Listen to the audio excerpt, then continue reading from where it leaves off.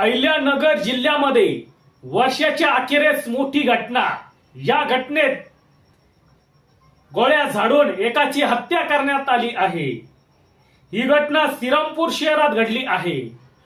पुणे बॉम्बस्फोटातील आरोपी असलेले बंटी जागीरदार यांच्यावर 31 डिसेंबरच्या दुपारी त्यांच्यावर गोळ्या झाडून त्यांची हत्या झाली आहे।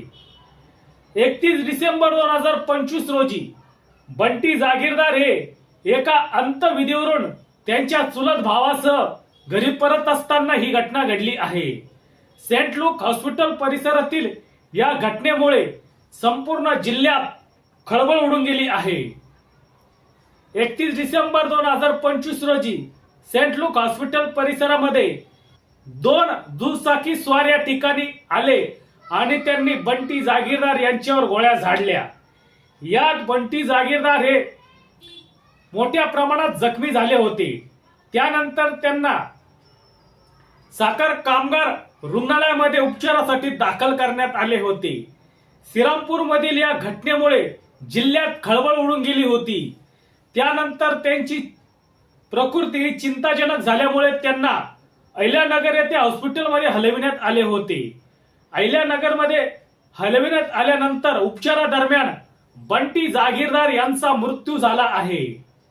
यानंतर पोलिसांनी याची सखोल चौकशी करून या घटनेचा तपास सुरू केला।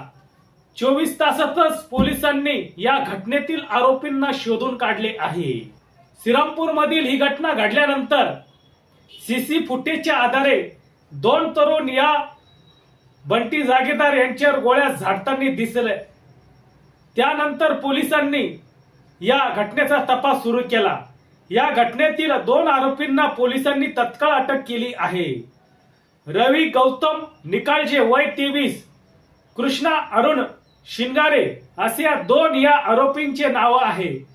पोलीस अधीक्षक सोमनाथ गार्गे यांनी या प्रकरणाची सखोल चौकशी करून आरोपींना ताब्यात घेण्यात आले आहे। पुढील तपास पोलीस करत आहे। परंतु 2025 वर्ष सरतेवेळी अहिल्यानगर जिल्ह्यात एक मोठी घटना घडली आहे। यामुळे जिल्ह्यात एक खळबळ उडून गेली आहे।